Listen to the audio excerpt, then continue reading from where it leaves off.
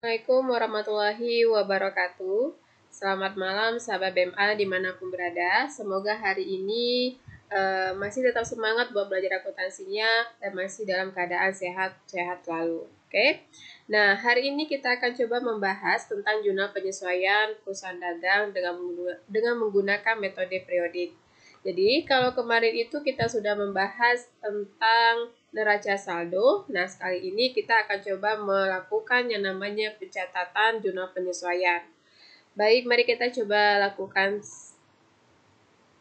Ini adalah data yang akan kita gunakan dalam melakukan penyusunan jurnal penyesuaian, yaitu ada neraca saldo yang sudah kita selesaikan kemarin. Nah, kemudian kita juga membutuhkan data tambahan penyesuaian. Nah, ini dia ada 6 data ya tambahan penyesuaian yang nanti kita gunakan untuk melakukan yang namanya pencatatan jurnal penyesuaian. Baik, mari kita coba lakukan ya. Yang pertama, panduan kita untuk menyusun jurnal penyesuaian itu adalah dari data-data penyesuaian ini. Nah, nanti kemudian kita akan kaitkan dengan data yang ada di neraca saldo kalau memang dibutuhkan datanya. Yang pertama, ya kita lihat di sini. Di sini ada keterangan bahwasanya perlengkapan yang terpakai Rp500.000. Nah, artinya apa? Artinya perlengkapan yang sudah terpakai di periode ini atau di bulan ini adalah sebesar Rp500.000. Kemudian kita lihat ya di neraca saldo. Kita lihat dulu datanya di neraca saldo ada tidak perlengkapan. Nah, di sini ternyata ada perlengkapan. Jadi perlengkapan yang kita miliki tadinya adalah sebesar Rp750.000 dan ternyata di sini diketahui ya perlengkapan yang terpakai itu adalah Rp500.000. Artinya, perlengkapan yang terpakai ini akan kita akui sebagai beban perlengkapan. Kalau sudah dia terpakai, berarti sudah menjadi beban kita. Maka kita akan mengakuinya sebagai beban perlengkapan sebesar Rp500.000. Nah, kenapa saya tidak mengurangkan dengan data yang ada di sini? Karena memang ini ini adalah data yang tersedia. Nah, kemudian sedangkan ini adalah yang sudah terpakai. Jadi kita tidak perlu lagi mengurangkannya, kecuali jikalau memang ini adalah perlengkapan yang tersisa. Berarti kita harus menghitung dulu berapa perlengkapan yang sudah terpakai. Berhubung karena di data ini sudah dikasih tahu bahwasanya yang terpakai itu ada Rp500.000, maka kita akan mengakuinya langsung sebagai beban perlengkapan. Maka di sini saya akan lakukan pencatatannya, ya.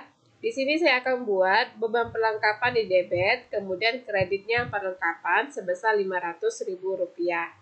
Nah, ini adalah jawaban dari jurnal penyesuaian pada data yang pertama.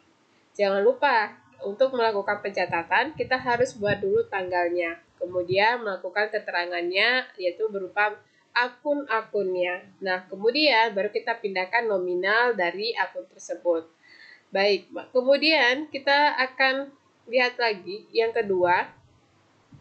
Yang kedua itu ada data yang mengatakan bahwasanya persediaan akhir 31 Desember 2019 itu adalah 15 juta. Nah, ini dia menginformasikan kepada kita bahwasanya persediaan akhir yang dimiliki oleh perusahaan PD BMA ini adalah sebesar 15 juta. Maka sebelum kita lakukan penjurnalan, kita cek dulu ya, kita cek dulu di neraca saldo. Ada tidak persediaan barang dagang? Dan ternyata ada. Nah, di sini persediaan barang dagang kita itu adalah sebesar 12 juta. Nah, ini kita akan akui sebagai persediaan barang dagang awal. Nah, posisinya di debit 12 juta. Sedangkan yang ada di sini, ya sedangkan yang ada di ini ya, di data ini adalah kita akui sebagai persediaan akhir. Nah, kalau yang di neraca saldo kita akui sebagai persediaan awal, di sini kita akan akui sebagai persediaan akhir. Nominalnya adalah sebesar 15 juta rupiah. Nah, di sini kita akan melakukan pencatatannya ada 2 kali. Pertama kita harus mencatat dulu ya. Kita harus mencatat dulu persediaan barang dagang yang awal ini. Baru nanti kita akan mencatat persediaan barang dagang yang akhir. Karena ini kita menggunakan metode periodik, maka kita akan kaitkan dengan ikhtisar laba rugi. Baik, mari kita coba buat ya. Kita akan buat. Untuk yang pertama ini akan kita catat persediaan barang dagang awal ya, 12 juta. Catatannya adalah seperti ini. Nah, untuk mencatat persediaan barang dagang awal, kita akan mendebit terlebih dahulu ikhtisar laba rugi, kemudian mengkreditkan persediaan barang dagangnya. Nah, nominalnya adalah 12 juta karena kita mengambil data yang dari neraca saldo. Sedangkan untuk yang data yang ada di sini ya, persediaan akhir ini, maka nanti akan kita pindahkan juga ke jurnal penyesuaian sebesar 15 juta. Caranya yaitu kita akan mendebitkan persediaan barang dagang ini, kemudian kita kreditkanlah ikhtisar laba rugi. Maka nominalnya kita buat adalah 15 juta di debit dan 15 juta di kredit. Inilah cara yang perlu kita lakukan ketika melakukan pencatatan jurnal penyesuaian persediaan barang dagang dengan menggunakan metode periodik. Ya, ini kalau menggunakan metode periodik. Tapi kalau kita menggunakan metode perfektua, nanti akan saya jelaskan di pertemuan-pertemuan yang akan datang. Nah, kemudian selanjutnya kita cek lagi. Di sini ada keterangan bahwasanya beban penyusutan peralatan itu sebesar 10% per tahun. Artinya, kita akan melakukan penyusutan peralatan sebesar 10% setiap tahunnya. Bagaimana cara menghitungnya? Cara menghitungnya kita lihat dulu di neraca saldo, kira-kira ada tidak peralatan kantor. Nah, di sini ternyata ada peralatan kantor sebesar 26 juta. Maka, 26 juta ini nantinya akan kita kalikan dengan 10%. Dapatlah sebesar Rp2.600.000. Nah, kemudian kita akan lakukan pencatatannya di sini.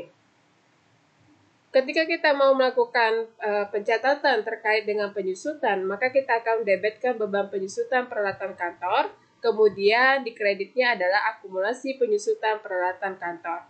Maka kita akan dapatkan nominalnya sebesar Rp2.600.000 di debit, kemudian Rp2.600.000 di kredit juga. Oke, ini sudah selesai. Kemudian kita lihat lagi data berikutnya. Di sini dikatakan sewa yang sudah jatuh tempo itu adalah 400.000. Artinya sewa yang sudah jatuh tempo bermakna bahwasanya sewa ini yang sudah kita akui sebagai beban. Nah, coba kita cek dulu ya. Kita cek dulu di neraca saldo. Di sini yang ada itu adalah sewa dibayar di muka. Jadi sewa dibayar muka ini ya, dari sewa dibayar muka ini yang sudah kita akui sebagai beban sewa adalah sebesar Rp400.000. Nah, jadi kita tidak perlu menghitung lagi, tidak perlu menghitung ke berapa bulan, kemudian tidak ada pembagian-pembagian dan pertambahan. Karena apa? Karena di sini sudah dikatakan bahwasanya sewa yang sudah jatuh tempo 400.000. Artinya sewa yang kita akan akui sebagai beban itu adalah sebesar 400.000. Maka untuk melakukan penjurnalannya kita buat seperti ini. Ya, saya buat di sini beban sewanya di debit, kemudian kreditnya adalah sewa dibayar di muka. Nominalnya di debit 400.000, di kredit juga Rp400.000.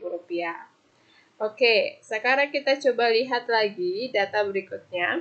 Di sini ada keterangan bahwasanya beban gaji karyawan yang belum dibayar itu sebesar 500.000. Artinya apa? Artinya karena belum kita bayar maka akan timbul yang namanya utang, ya utang gaji kepada para karyawan. Nah, di sini dikasih tahu yang menjadi utang kita atau beban gaji karyawan kita itu adalah sebesar Rp500.000. Maka kita akan langsung melakukan pencatatannya di sini.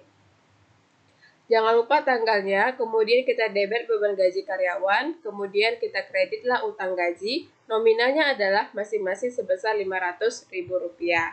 Oke, selanjutnya ini ada keterangan bahwasanya pendapatan komisi yang masih harus diterima adalah sebesar Rp350.000.